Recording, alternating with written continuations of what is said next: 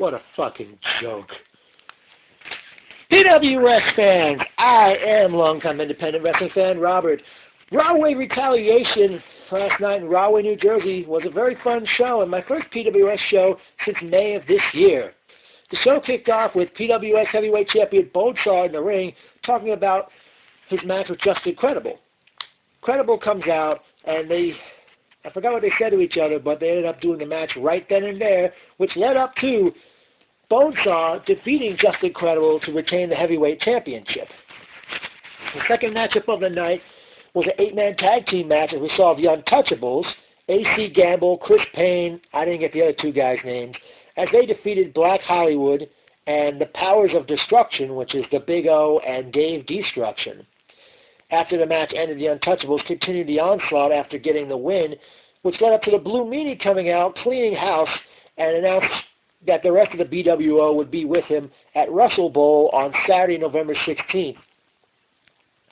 And pretty much said they had an open contract to face anybody they wanted to.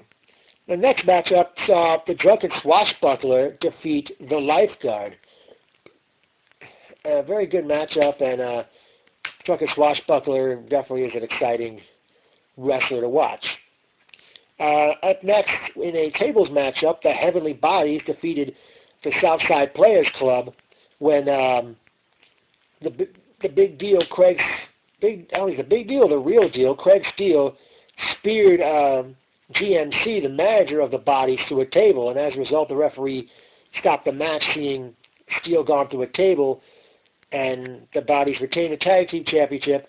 And after the match ended, Hollywood Joe Hardway cracked Steele over the head with I don't know if it was a bottle of beer or champagne, a la Cowboy James Storm used to do in TNA, and left him in the ring. So it looks like the Southside Players Club are no more. The next matchup saw New Japan Pro Wrestling star Takaki Watanabe defeat Lance Anoa'i. Where was Rene Dupree, I wonder? At that point, I'm sorry. Up next, we saw Starman and Sergeant Slaughter defeating the Almighty Sheik and Cobra Commander in a good tag team matchup. I don't know if it was me, but it seemed like Slaughter got like the biggest pop of the night. Up next, they went to intermission, and we saw Lita came out, as did the Boogeyman, and people got the opportunity to come in the ring and meet Lita. Howard Finkel, I think, came out as well. At that point, the show got back in session as the Croatian sensation Mario Bocara, who many on the independents remember as Mo Sexton, defeated Eddie. I didn't get his last name, but he does like a martial arts gimmick. Not much of a matchup there. Bocara took the microphone, and then he announced to the crowd that he wanted a real challenge. And all of a sudden, out comes the revolting Blob, who entered the ring to Culture Club's I'll Tumble For Ya. The match was on, and much like the previous match, Mario Bocara defeated the revolting Blob. Up next, we saw the Bayonne Badass Dan Moff defeat the Prince of Aesthetics, Damian Gibbs. At one point in the match, Moff took a hold of the umbrella Gibbs brought to the ring, and let's just say somebody got violated. And then in a great matchup, the Metal God, Craven Varro, defeated Matt McIntosh, Miggs, Little Mac, who was dressed up as the character from the video game Punch-Out, Brian XL, and Fala to retain the Suicidal Six-Way Championship. I like the name of that title, and that's definitely one of the highlights now for PWS. And then, in a Fans Bring Their Weapons New Jersey street fight, Alex and Kyle Reynolds defeated Reality Checks Kevin Matthews and Devin Moore. Crazy matchup which saw, among things, get involved. I know Devin Moore was handcuffed and hit with a Singapore cane. I noticed instead of a bag of thumbtacks, there were a bag of gummy bears. A pineapple was brought into play. I saw a Nintendo. I can't remember what else eventually got involved. This was a crazy matchup. At one point in the match, a cheese grater was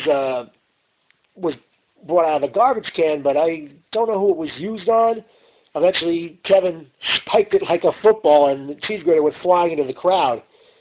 And there was a guy right near me saying, "Why would you spike a cheese grater?" And my response was, "It is football season." That match ended when this big, strong guy with face paint on powerbombed Matthews off the second rope, enabling the Reynolds brothers to get the win.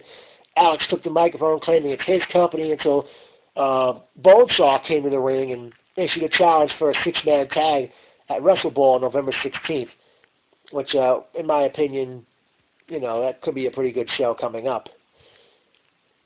It was great seeing Erica, Kathy, Christine, Matt Kanellis, who I hadn't seen in over a year, Ryan and Diane. Well, one thing I forgot to touch on just before intermission, Eric, I don't know his last name, he got in the ring and got to do a 30-second promo, and he was doing on PWS's number one lover, Clark, who hits the ring, takes his leather jacket off, and look like they're about to go at it, but ring announcer David Adams and the PWS security crew, they come in the ring to break it up. I don't know if that was even planned for Clark to come in there or not. Quite a funny moment, and like a lot of Clark's followers were really happy that happened. So here's a memorable quote. "Is that Robert Lottie who does videos in his basement?" Eric tapped out when he saw me coming out when I came out the door after the show. Speaking of after the show, I went to the waiting room to have something to eat, and it was good to talk to Kathy, and knows she had some birthday cake on the table, but I didn't stick around for it. I noticed Spooky, who used to be part of the Jersey All Pro Wrestling message board, he was in attendance. I also noticed Sumi Sakai and former ROH competitor Bobby Dempsey sitting in the back row.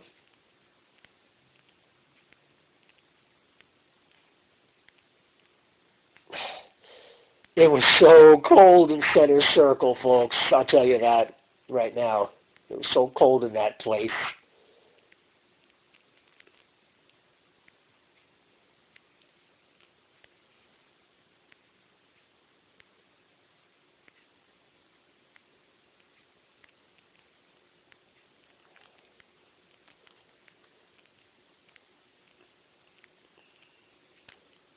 Well, for those who were not there, the following matches were already pretty much announced for WrestleBall on Saturday, November 16th, as PWS returns Center Circle in Rahway, New Jersey.